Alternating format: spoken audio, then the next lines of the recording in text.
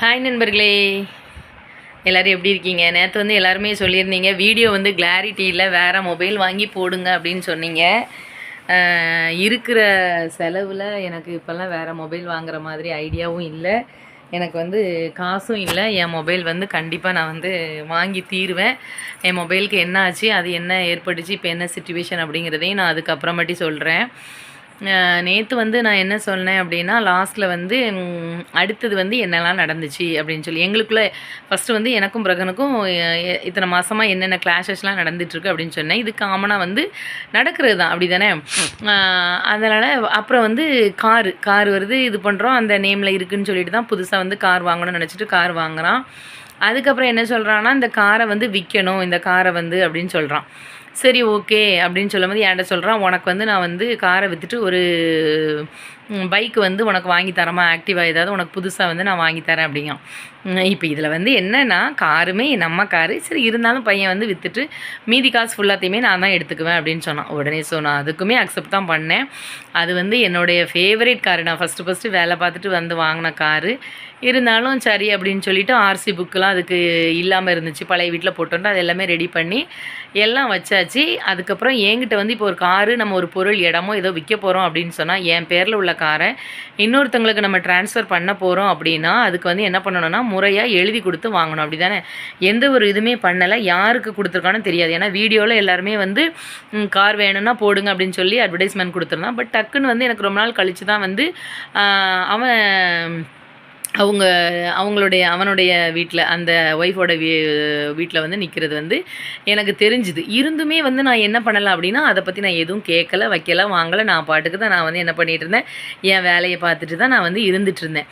அதுக்கப்புறம் வந்து நம்ம பாப்பாவுடைய அவங்களுடைய மேரேஜ், அதுக்கப்புறம் அவங்களுடைய இந்த கிறிஸ்டின் முறைக்கு மேரேஜ் நடந்துச்சுல, அந்த இதுக்கு பார்க்குறது, அதுக்கப்புறம் பாப்பாவுக்கு ஞானஸ்தான ஃபங்க்ஷன், இந்த மாதிரி எல்லாமே வருது கண்டினியூட்டியாக. இப்படி வரும்போதுமே அடிக்கடி எனக்கு வந்து எனக்கும் அவனுக்கும் அகைன் வந்து கிளாஷ் ஆகிட்டே இருக்கிற விஷயம் என்ன அப்படின்னா, மறுபடியும் இதை வந்து நீ எனக்கு வந்து பத்திரம் போட்டு தருவியா, இந்த பத்திரத்தை நான் வச்சு ஏதாவது லோன் எடுத்து ஏதாவது பண்ணிக்குவேன் அப்படின்னு சொல்லி கேட்பான். அப்போ நான் சொல்லுவேன், பத்திரத்தை வச்சுலாம் நீ வந்து லோன் வாங்க முடியாது, ஏன்னா நானே வந்து என்ன பண்ணுறேன், அது கடனுக்கு தான் நான் வந்து வாங்குறேன். அப்படிங்கும்போது நான் எப்போ லோனை கட்டி முடிக்கிறேனோ அப்போ தான் வந்து என்ன பண்ணுவாங்க, அந்த பத்திரமே வந்து நம்ம கைக்கு வரும். அந்த மாதிரிலாம் நான் வந்து சொல்ல ஆரம்பித்து இது பண்ணியாச்சு. அதுக்கப்புறம் நான் சொன்னேன், நிறைய பேர் வந்து இப்போ நீங்கள் சொன்னீங்க சாட்டிஸ்ஃபைடு, எல்லா விஷயத்துக்குமே வந்து ஒருத்தங்களால் ஒரு மருமகளால் சாட்டிஸ்ஃபைடு ஆக முடியாதுன்னு.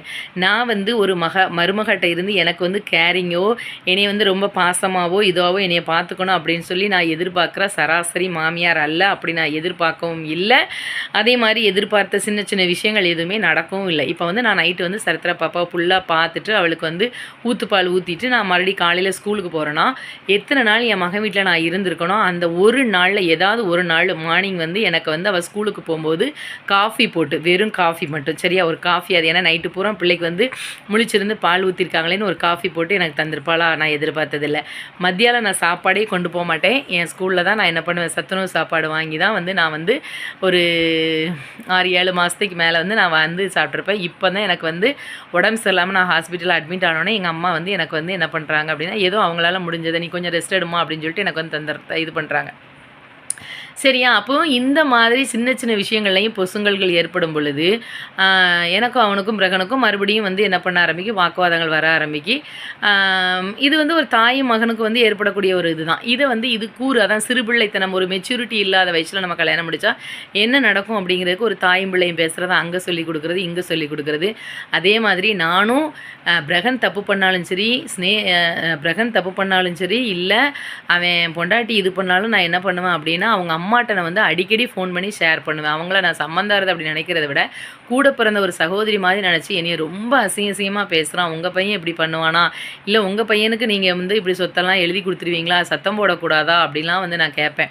அதேமாதிரி உங்கள் ஹஸ்பண்ட்கிட்டையும் சொல்லுங்கன்னு, நான் எவ்வளோ சொன்னாலும் எங்கள் வீட்டுக்காரது ஏன்ட்டையா கேட்டு கல்யாணம் முடிச்சிங்க, நான் ஒன்றும் பண்ண மாட்டேன் அப்படின்னு சொல்கிறாரு அப்படிம்பாங்க. அப்போ உங்களை கேட்டு கல்யாணம் முடிக்கலைல்ல, நீங்கள் வந்து ஒரு வாழத்தை ஒரு ஆர்ச்சு கூட, ஒரு வாழை மரம் கூட நட்ட மாட்டேன்னு சொன்னவங்க தான் நீங்கள். அதுக்கப்புறம் வந்து நீங்கள் நீங்கள் பிள்ளை கூட சேராமல் போயிட்டீங்களா, இல்லை நல்லது பொழுதுக்கெலாம் முதல்ல நிற்காமல் போயிட்டீங்களா? நிற்கிங்கல்ல, அப்போ நீங்கள் இப்போ வரைக்கும் பேசாமல் இருக்கீங்க அப்படின்னா பரவாயில்ல. அது வந்து ஹஸ்பண்டையும் பிள்ளையும் விட்டுட்டு அதை எல்லாத்தையுமே இது பண்ணி ஒரு கல்யாணத்தை நடத்தி வச்சு இன்றைக்கி ஒரு தனிமரமாக இருக்குது, நம்மளை நம்பி தான் அவங்க வந்திருக்காங்க அப்படின்னா கண்டிப்பாக வந்து நீங்கள் அவங்க என்ன பண்ணியிருக்கணும், அவனை கூப்பிட்டு பேசக்கூடாத வார்த்தைகள் பேசும்போது அம்மாவை வந்து இப்படி பேசாத, நான் வந்து வாய்ஸ் ரெக்கார்டர் எல்லாமே அனுப்பிவிடுவேன், இந்த மாதிரி கேட்கான் எனக்கு தாங்க முடியலை அப்படின்னு சொல்லிட்டு என்கிட்ட சரி சரின்னு சொல்லுவாங்க. அதுக்கப்புறம் அவன் சொன்னவொன்னு அவன்கிட்ட கேட்டு என்ன பண்ணிடுவாங்க அப்படின்னா அதை அப்படியே விட்டுருவாங்க. அதுக்கப்புறம் வந்து சாட்டிஸ்ஃபைட் ஆக்க முடியாது உங்கள் கார் அப்படின்னு சொன்னீங்கன்னா அது எப்படி அப்படின்னு ஒரு சில பேர் வந்து கேட்குறீங்க. அதுக்கு வந்து நான் சொல்கிறேன், இதில் சொன்னதுனால தான் எல்லாமே வந்து இப்போ நம்மனா என் பிள்ளை என் புருஷன் அப்படின்னு சொல்கிறோம்ல, அந்த மாதிரி நம்ம வந்து இது ஏன் இது நான் மட்டும்தான் வச்சுப்பேன் அப்படின்னு நம்ம சொல்ல மாட்டோம். ஏன்னா நம்மளுக்கு கார் ஓட்டேந்திரியே யூஸ் பண்ண மாட்டாங்க, நீங்கள் தான் வந்து யூஸ் பண்ணுறீங்க. அப்போது ஒரு சில இதுக்கு நம்ம என்ன சொல்கிறோம் அப்படின்னா, தேவையில்லாத பயணங்களை வந்து என்ன பண்ணலாம், தவிர்க்கலாம். பாப்பா சின்ன பிள்ளையா இருக்கா, அடிக்கடி உடம்பு சரியில்லாமல் போகுது, இந்த மாதிரி சொல்லும்போது ஒரு பெரிய பொம்பளையை நம்ம சொன்னோம்னா அதை வந்து என்ன பண்ணணும், அக்செப்ட் பண்ணணும். பட் அதை வந்து என்ன பண்ணுற கிடையாது, அக்செப்ட் பண்ணுற கிடையாது. இங்கே உள்ளூருக்குள்ளேயே பக்கத்தில் சில இதுக்கு வரும்போதே நான் கூப்பிட்டா வர முடியலை, பாப்பா உடம்பு சரியில்லைங்க, அப்போ ரொம்ப தூரம் ட்ராவல் பண்ணால் பிள்ளைக்கு ஒரு இது ஆகுது அப்படின்னா அதை வந்து என்ன பண்ணணும், கேட்கணும். அதே மாதிரி ஏன் இது அப்படின்னு சொல்லிட்டேன் அப்படின்னா கோபம் வந்துடும் அதனால் அப்படின்னு சொன்னால், அப்போ நீங்கள் வந்து என்ன பண்ணணும் அப்படின்னா உங்களுடைய சொந்த சம்பாத்தியத்தில் மற்றவங்களை யாரையுமே நம்பி இருக்காமல், யாருக்கிட்டையும் எந்த கையிலையும் 5 பைசா எதிர்பார்க்காம நீங்களாம் என்ன பண்ணணும், சொந்தமாக கார் வாங்கணும், ஜாமீன் கேட்கக்கூடாது, சொந்தமாக வீடு கட்டணும், எல்லாமே வந்து நீங்கள் பண்ணணும். சரியா?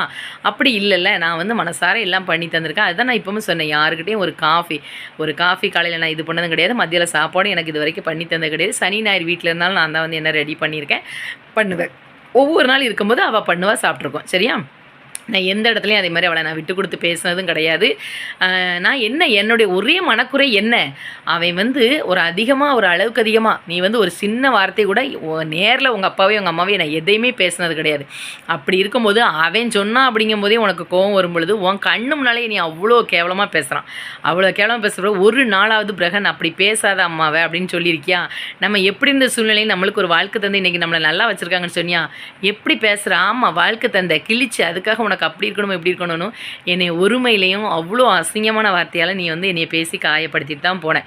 இல்லை சரி பேசியிருந்தாலும் அப்படின்னு சொல்லி நீ மன்னிச்சிருந்தீன்னா நீ பெரியவான்னு சொல்லலாம். ஆனால் நீ வந்து எவ்வளோ கேவலமாக கீழ்த்தரமாக எங்கள் ஊரில் என்னை அசிங்கப்படுத்த முடியுமோ அந்த அளவுக்கு நீங்கள் வந்து எல்லோரும் சேர்ந்து என்னை அசிங்கப்படுத்திட்டு தான் போனீங்க. அது மொபைல் வந்த அன்னைக்கு என்ன நடந்துச்சு, இப்போ மொபைலுக்கு என்னென்னா அது அப்புறம் வந்து நான் சொல்கிறேன். அதுக்கப்புறம் இப்படி தான் நண்பர்களே இதாகி ட்ராக் ஆகிட்டே போகுது. அதுக்கப்புறம் நான் இவன்ட்ட வந்து பேசலை. சரியா? பேசாமல் இருந்துகிட்ருக்கேன். பேசாமல் மீன்ஸ் ஒரு வாரம் 4 நாள் இப்படி தான் ஆயிரும். அங்கேயே நான் போக மாட்டேன். ஆனால் இடையில போய் சரித்ரா பாப்பாவை பார்க்கணுன்னு எனக்கு கண்டிப்பாக தோணும். சரித்து குட்டிக்காக நான் கண்டிப்பாக என்ன பண்ணுவேன், போவேன். போயிட்டு அந்த ஹாலில் வந்து இருப்பேன், பாப்பாவில் எடுப்பேன், கொஞ்சுவேன். நைட் ஆனாலுமே நான் என்ன பண்ணிடுவேன், என் வீட்டுக்கு வந்து வந்துடுவேன்.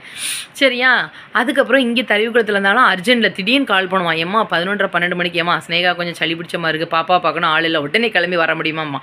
இல்லை உங்கள் மாமியார் வீடு பக்கத்தில் தானே இருக்குது அப்படிமே. நீ வர முடியுமா முடியாதம்மா? உடனே அந்த நேரத்தில் கூட தறிவுக்குளத்துலேருந்து இருட்டு காடு என் பிள்ளை கூப்பிடுதேன்னு சொல்லி நான் போயிருக்கேன். அதேமாதிரி சரித்து பாப்பாவுக்கு உடம்பு சரியில்லை வாமான்னு சொல்லுவான், போயிருக்கேன். சரியா? இவ்வளோ இது நடந்திருக்கு. திருப்பி வந்து பாருங்கள், அதுக்கப்புறமும் இதே மாதிரி தான். என்ன ஒரு ரீசனே சொல்ல முடியாது. சின்ன சின்ன இதுக்கும் மெயினாக டோட்டலாகவே என்னென்ன ஆகிப்போச்சு, வீடு, காரு, பத்திரம், ஜுவல், இந்த மாதிரியே ஒரு மைண்ட் செட்டுக்குள்ளேயே வந்து அவங்க என்ன பண்ண ஆரம்பிச்சிட்டாங்க, இது பண்ண ஆரம்பிச்சிட்டாங்க. ஏமா இனிமேல் உனக்கு வந்து லைஃப் கிடையாது, நீ பாட்டுக்கு இது பண்ண வேண்டியதான், எனக்கோ என் பிள்ளைக்கோ செய்ய வேண்டியதான், இந்த மைண்ட் தாட்டுக்கே வந்து அவன் வந்துட்டான். எனக்கு எப்படி வந்து என் மனசுக்குள்ளே என்ன ஓடிக்கிட்டு இருக்கோம், நம்மளும் வந்து இன்னும் வந்து வாழக்கூடிய 43 வயசு அப்படிங்கிறது, ஒரு ஹஸ்பண்ட் அண்ட் ஒய்ஃபுங்கிறது ஒரு இதை தாண்டி நிறைய விதமான இதுகள் வந்து இருக்குது. அப்போ எனக்கும் சராசரி பொண்ண மாதிரி இந்த சரித்திரா பேத்ரியோடலாம் நீங்கள் சொன்னீங்க ஒதுங்கப்பட்டு நிற்கீங்க நீங்கள் அப்படின்னு. அப்போ என் மனசில் எவ்வளோக்குள்ளே வந்து நிறைய வேதனைகள் வந்து என் மனசுக்குள்ளே இருந்திருக்கும். தனியாக நிற்கமே இந்த இடத்துல நம்ம ஹஸ்பண்ட் கூட நம்ம பாப்பா கூடலாம் இருந்திருந்தா எப்படி இருந்திருக்கும் அப்படின்லாம் வந்து எனக்கு நிறைய வேதனைகள் இருக்கும். அதையும் நான் வந்துட்டுலாம் வந்து ஷேர் பண்ணியிருக்கேன். இப்படிலாம் அப்போல்லாம் பேசும்போது என்கிட்ட பயங்கரமாக வந்து ஒரு சின்ன சப்போர்ட் கூட இல்லாத அளவுக்கு தான் பேசுவான். இந்த மாதிரி தான் எங்களுக்குள்ளே கிளாஷ் ஆகிட்டே இருந்துச்சு. அதே மாதிரி பேத்ரி அன்னைக்கு நைட்டுமே நான் வந்து தங்குறதுக்காக எல்லாம் எடுத்துகிட்டு போயிருந்தேன். அவள் அன்னைக்கு அவங்க வீட்டோட அவங்க ஒரு ரிலேட்டிவ்ஸ்லாம் வந்ததுனால நான் இங்கே பிரகன் வீட்டுக்கு கூப்பிட்டு போவான்னு பார்த்தேன். அவன் வந்து அவள் அங்கே போகிறாமா, அவங்க வீட்டில் போய் இது பண்ண போகிறா, படுக்க போகிறா, பார்த்துக்கோங்க பேத்ரி அன்னைக்கு. அப்போது நீ வந்து ஊருக்கு போயிருவியா, மணி 11:30 மணி ஆகுது. நான் அதெல்லாம் தங்க கொண்டு வந்திருக்கேனே சொல்லாமல் சரின்னு சொல்லிட்டு பாப்பாவோட ஞானத்தாய் பெற்றோர்கள் அவங்க வந்திருந்தாங்களா, உடனே அந்த காரில் நான் போயிட்டேன். அந்த தம்பி வந்து என் பைக்கை வந்து ஓட்டிகிட்டு வந்தாங்க. ஸோ அன்னைக்குமே நான் வந்து ஒரு இது புரிஞ்சுக்குவேன், சரி அவள் இங்கே போகணுன்னு நினைக்க அப்படின்னா நான் டிஸ்டர்ப் பண்ணாமல் நான் விலைக்கு வந்துடுவேன். அப்படி தான் நான் இருந்துகிட்டு இருந்திருக்கேன். என்னையை வந்து நீங்கள் பாருங்கள் வைங்க, எனக்கு அது பண்ணுங்கள் இது பண்ணுங்கள், எனக்கு பணிவிடை பண்ணுங்கள். இப்போவும் சொல்கிறேன், நான் முன்ன மாதிரிலாம் நல்லா வந்து ஒரு நல்ல மைண்ட் செட்டில் நான் இருந்தேன். அப்படின்னா நானே பார்ப்பேன், எக்கச்சக்க வேலைகள். ஸ்கூலுக்கு போயிட்டு வந்தோம், நான் அவ்வளோ காலையில் அவ்வளோ சமைச்சு வச்சுட்டு போவேன், மீனுக்குன்னு எல்லாமே. ஈவினிங் வந்து அவ்வளோ செய்வேன். காஃபி கூட நான் வந்த பிறகு தான் எல்லா பிள்ளைகளுக்கும் போட்டு கொடுப்பேன். அந்த அளவுக்கு எனக்கு செய்ய முடியும். ஆனால் பட் இப்போ வந்து உடல் ரீதியாகவும் சரி மன ரீதியாகவும் சரி நிறைய இடத்துல அடி வாங்கி என்னால் முடியலை. அப்போ இந்த மணிக்கே பேசிக்கிட்டே இல்லாத இருக்கிற டைமில் தான் அக்டோபர் 23, 24, 25 3 நாள் வந்து ஹாஸ்பிட்டலில் அட்மிட் ஆகிற சூழ்நிலை வந்து எனக்கு ஏற்படுது. சரியா? அப்போது அதுவும் கேளுங்க, ஸ்கூலில் வச்சு அன்னைக்கு அவன் ஃபோனில் பேசின வார்த்தை, ஸ்கூலில் பீரியடில் உட்காந்துருக்க மரத்தடியில் அவ்வளோக்குள்ளே ஒரு அழுகை, ஏங்கி ஏங்கி ஏங்கி ஏங்கி அந்த மணிக்கு அழுகிற மாதிரி உயிரே போகிற அளவுக்கு அழுகை. வீட்டுக்கு வந்தால் காய்ச்சல், பயங்கர காய்ச்சல் அடிக்கி நைட்டில் இருந்து என்ன பண்ண ஆரம்பிச்சிட்டு அப்படின்னா ஒரு 20-30 டைம் வந்து லூஸ் மோஷன் போக ஆரம்பிச்சிட்டு, அப்புறம் ஒரே வாமிட்டு, ஃபீவர், இது எல்லாம் ஆரம்பிச்சிட்டு. நான் அப்பவும் நைட் எல்லாம் நீங்கள் கேட்டீங்க, உடம்பு சரியில்லாமல் ஹாஸ்பிட்டலில் ஏன் அட்மிட்டுன்னு போட்டிருக்கும் போது ஏன் பிரகனுக்கு கால் பண்ணியிருக்க வேண்டியதானே அப்படின்னு சொல்லிட்டு. அந்த டைம் பிரகன் வந்து பேசாமல் இருக்கான். நான் கால் பண்ணியிருந்தாலுமே கண்டிப்பாக அவன் என்ன பண்ணியிருக்க மாட்டான், வந்திருக்க மாட்டான். அது 100% எனக்கு தெரியும். சரியா? அதே மாதிரி ஏன்னா ஃபஸ்ட்டு டே வந்து திருப்பி மறுநாள் காலையில் எங்கள் அம்மாட்ட சொல்லி ஹாஸ்டலில் அட்மிட் ஆகிருக்கேன். அது உங்களுக்கு நான் அதில் சொல்லியிருப்பேன். ரெண்டாவது வந்து நான் ஸ்டேட்டஸில் வந்து வாட்ஸ்அப் ஸ்டேட்டஸில் வந்து போடுறேன், நம்மளுடைய நெருங்கினவங்க பார்ப்பாங்கள்ல, போட்டிருக்கேன். அப்போவும் இவன் வந்து காலையில் 11 மணிக்கு போட்டிருக்கான், பார்த்துருக்கான். நான் வாசத்தில் என்ன மெசேஜ் தெரியுமா? என்ன ஏவிஎம்மில் அட்மிட் ஆகிற அளவுக்கு உனக்கு என்னாச்சு? இந்த ஒரு மெசேஜ் தான் காலையில் வந்தது. அதுக்கப்புறம் நைட்டு, சரியா, நைட்டும் வருது. அப்பவுமே அம்மா எப்படி இருக்க, இப்போ பரவாயில்லையா, என்ன ஏது, ஒன்றுமே இல்லை. அதுதான் கேட்க. இப்போ நிறைய பேர் கமெண்ட்ஸில் சொன்ன மாதிரி உங்கள் பிள்ளைங்களை வந்து நீங்கள் மணி மைண்டடாக வளர்த்துட்டீங்க, நீ சரியாக வளர்க்கலை நீ அப்படின்னு சொல்கிறீங்க. நான் வந்து எல்லாமே சொல்லிக் கொடுத்து ஃப்ரீயாக நம்ம பிள்ளைகளை வந்து இந்த உலகத்தில் வளர விட்டுருக்கோம் அப்படின்னு நான் நினச்சேன். ஆனால் இன்றைக்கி நீங்கள் எல்லாருமே கமெண்ட்ஸில் சொன்ன மாதிரி நான் வந்து பிள்ளைகளுக்கு வந்து பணத்தோடைய இதைத்தான் வந்து நான் சின்ன வயசுலேயே வந்து அந்த பணம் பெறக்கூடிய வழியை தான் காட்டி விட்ருக்கேனே வெளியே. அதே மாதிரி அந்த கஷ்டம், ஒரு பொருள் கேட்டால் அந்த பொருளை வந்து இத்தனை நாள் கழிச்சா தான் கிடைக்கும், அடம்பிடிச்சா தான் அடம்பிடிச்சா இல்லை, ஒரு பொருளை வாங்குறதுக்கு இவ்வளோ கஷ்டம் ஆகும் அப்படிங்கிறது இல்லாமல் அவங்களுக்கு வாங்கி கொடுத்தனுடைய அந்த விளைவு தான் இன்றைக்கி நான் இதை அனுபவிக்கிறேன் அப்படின்னு வந்து நான் என்ன பண்ணிக்கிறேன், ஒத்துக்கிறேன். சரியா? 2வது நாள் இருக்குது. அப்புறம் தான் நான் கேட்கேன், 3 நாள் ஹாஸ்பிட்டலில் நான் இருக்கேன்ல, நீ வந்து நான் சென்னை போயிட்டேன் அப்படின்னு சொல்கிறேன். சென்னை போனால் என்ன பண்ணலாம், வீடியோ கால் பண்ணலாம், ஆடியோ கால் பண்ணலாம். இங்கேம்மா இன்னொன்று சொல்கிறேன், சம்மந்தக்காரது வந்து நம்ம வந்து ஹாஸ்பிட்டலில் அட்மிட் ஆகியிருக்கோம், சின்ன சின்ன விஷயங்களுக்கும் எங்கெங்கெல்லாமோ போவாங்களாம். ஏன் அவங்க வந்து அந்த சம்மந்தாரது அந்த அவங்க வரட்டில் அந்த லேடியாவது வந்து என்னையை வந்து பார்க்கலாம். அதேமாதிரி நம்ம ஒரு நம்மளை சார்ந்த ஒரு பத்திரிக்கை இருந்தாலும் இது வரைக்கும் என் பிரகனுக்கு எடுத்த சைடில், பொண்ணு வீட்டு சைடில் இருந்து நிறைய ஃபங்க்ஷன்ஸ் செஞ்சு வச்சுருப்பாங்க. ஆனால் ஒரு ஃபங்க்ஷனுக்கு கூட என்னைய பேருக்கு பிரகன் அம்மா அப்படிங்கிற முறையில் என்னை இன்வைட் பண்ணணும்ல, சொல்லவே மாட்டாங்க. 2 பிள்ளைகள் கல்யாணம் முடிஞ்சிருக்கு, வளகாப்பு என்னென்னலாமோ வச்சுருக்காங்க. எந்த ஒரு விஷயத்துக்குமே வந்து என்ன பண்ண மாட்டாங்க, பேருக்கு கூட இது பண்ண மாட்டாங்க. அந்த அளவுக்கு தான் வந்து நம்ம பையன் வந்து அந்த சைடு நம்மளுக்கு மரியாதை உள்ளவனாக இருந்தான். அப்போ இதை எல்லாத்தையுமே நம்ம பார்க்கும்போது அப்போ நம்ம தனியாக இருக்கிறதா சரியில்லையோ, அப்போ ஏன்னா நம்மளும் இவ்வளோ காலம் 24 வருஷம் அடியும் மிதியும் பட்டாலும் நம்ம ஹஸ்பண்டோடு இருந்தோமே, அந்த லைஃப் நல்லா இருந்துச்சு அப்படின்ற மாதிரி எனக்கு வந்து ஒரு இது எனக்கு வர ஆரம்பிச்சிட்டே இருந்துச்சு. சரியா? ஆனால் நான் உண்மையாகவே மனதளவில் இன்னும் அது ஒரு கல்யாணம் முடியாத பொண்ணு, அதனால் நம்ம இவனுக்காவது லைஃப் செட்டில் ஆகிட்டு கண்டிப்பாக நம்ம ஃபேமிலியாக சேர்ந்து இருந்தால் தான் நிறைய மாற்றங்கள் நடக்கும் அப்படிங்கிற எண்ணத்தில் மட்டுமே தான் வந்து நான் என்ன பண்ணேன், எல்லாத்தையுமே நினச்சி ஓகே அப்படின்னு வந்து நானும் சொல்லி இருந்தேன். அதுக்கப்புறம் 3 நாள் ஹாஸ்பிட்டலில் இருந்து 3 நாளும் பார்க்க வரலை. நைட்டு அங்கே ஹாஸ்பிட்டலெலாம் என்ன நடந்துச்சுன்னா, நர்ஸ் எல்லாருமே கேட்காங்க, உங்கள் பொண்ணு மருமகளாம் வீடியோவில் வருவாங்களே வரலையா அப்படின்னு சொல்லிட்டு.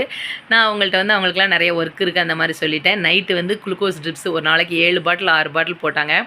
அப்போ நைட்டும் ட்ரிப்ஸ் போடணும்னு அந்த பிள்ளைங்க வந்து சொல்லுவாங்க. அப்போ நான் சொன்னேன், நைட்டு போட்டால் எனக்கு பக்கத்தில் பார்க்க ஆள் இல்லை, ஏன்னா நம்ம காய்ச்சல்னா கூட கட்டில் படுத்து கிடக்கலாம், லூஸ் மோஷன் அப்படிங்கும்போது எந்திரிச்சு நம்ம என்ன பண்ணோம், போய் இருக்கணும். அப்போ போகிற டைமில் வந்து அதை உருவணும், ஒரு அப்படியே ரத்தம்லாம் மேலே நிறைய நேரம் மேலே அந்த வயர்லோடி போயிட்டு. அப்போ இல்லை வேண்டாம், நாங்கள் எழுதி கூட தரோம், டாக்டர்கிட்ட வந்து சொல்லிடுங்க, நைட்டு வேண்டாம். அது இப்படி தனியாக கிடந்திருக்கேன். எங்கள் அம்மா பகலில் மட்டும்தான். நைட்டு 43 வயசுலேயே இவ்வளோவுக்குள்ளே பிள்ளைகளுக்காக பார்த்து, புருஷனுக்காக பார்த்து, இந்த வயசுலேயே நான் தனியாக அனாதையாக நான் ஆஸ்பத்திரியில் வந்து கிடந்தேன். ஆனால் இப்போ ஒன்று தெரிஞ்சுக்கிட்டேன், அப்போ காசு இருந்தால் இனிமேல் வந்து நம்ம காசை மட்டும் சம்பாதிச்சு வச்சுக்கிட்டோம்னா எந்த ஹாஸ்பிட்டல்னாலும் நம்ம போய் இருந்துக்கலாம், நர்ஸாவது நம்மளை கவனிச்சுக்கிடுவாங்க அப்படிங்கிற மாதிரி